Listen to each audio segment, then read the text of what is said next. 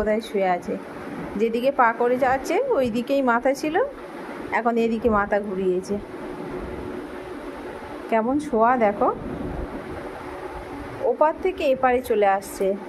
আর এই ধারের দিকে আসলে পড়ে যাবে না, দেখো এইটুকু আসলে তো নিচে পড়ে যাবে।